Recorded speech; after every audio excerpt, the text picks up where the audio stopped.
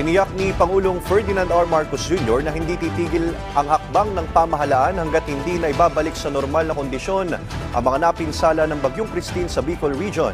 Inatasan din ng Pangulo ang mga kinauukulang ahensya ng pamahalaan na gumamit ng dekalidad at matibay na mga materyales para sa mga proyektong pang-infrastruktura. Si Kenneth Pasyente ng PTV sa Balitang Pambansa. Babango ng Bicol Region. Yan ang tiniyak ni Pangulong Ferdinand R. Marcos Jr. sa kanyang muling pagbisita sa Camarines Sur ilang linggo matapos ang pananalasa ng Bagyong Christine. Siniguro ng Pangulo na hindi titigil ang pamahalaan sa mga hakbang nito para maibalik sa normal na kondisyon ang mga napinsala ng Bagyong Christine sa rehiyon. Pagbibigay din niya, kailangan na ang proactive na approach para maiwasan na ang malawakang pagbaha, bunsod na rin ng climate change. Kasabay ang pagbibigay direktiba sa DPWH para pag-aralan ang pagbabago sa master plan ng Bicol River Basin Development Project para hindi na maulit ang matinding pagbaha sa rehiyon. Hulyo nitong taon ay nakumpleto na ng Department of Public Works and Highways ang updating, ang pagbabago ng master plan at feasibility study ng Bicol River Basin upang gawin itong akma sa mga hamon ng pagbabago ng klima natin. Sa kasalukuyan ay inaayos na ang detailed engineering design na inaasahang masisimulan sa first quarter na susunod na taon. Next year, pagsimula ng pagpasok ng New Year na 2025 ay masisimulan na natin itong ating mga ginawang plano para hindi na ganito kalala ang pagbabaha sa Bicol River Basin. Naatasan din ng DPWH, DENR at DILG na makipagtulungan sa mga lokal na pamahalaan para maging integrated at future-ready ang proyekto.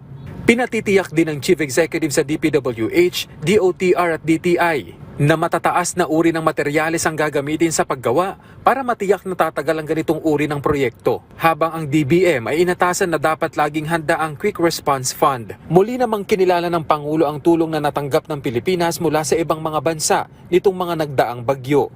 Nais kong muling pasalamatan ang ating mga kasamahan sa ASEAN. Ang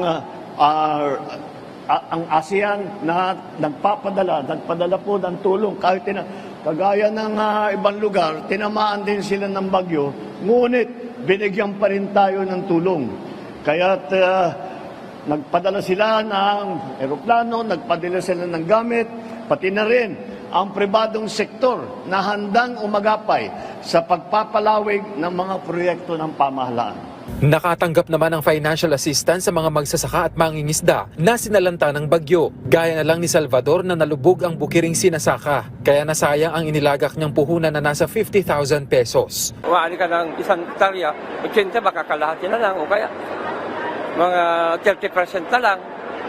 Kaya kami luging-lugi kang pagsasaka ngayon. Mismong ang Pangulo ang nag-abot ng tulong pinansyal sa mga benepisyaryo na aabot sa halos 50 milyong piso. Nakatanggap ang nasa 5,000 benepisyaryo ng tig 10,000 piso. Umaasa ako na sa tulong at suportang iniabot namin sa inyo ngayon, kayo ay magkakaroon ng sapat na kakayahan upang makabangon muli. Naglaan po ng 50 milyong piso ang tanggapan ng Pangulo na ipapamahagi ng DSWD sa mga naapektuhan ng bagyo. Makakatanggap ng tigsa 10,000 piso ang 5,000 magsasaka, mangingisda at iba pang pamilyang naapektuhan. Bagay na ipinagpasalamat naman ng mga benepisyaryo. Pag tanim na naman huli, bibili kami ng seeds. Tapos, naman po, naman kami. Dahil kami po talagang kami, luging-lugi kami mga magsasaka.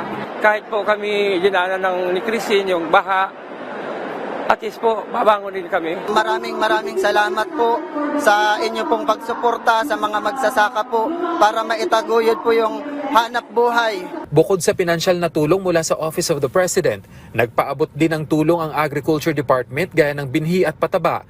Gayon din ang financial aid at indemnity checks mula sa Philippine Crop Insurance Corporation. Mula PTV, Kenneth Pasyente, Balitang Pambansa.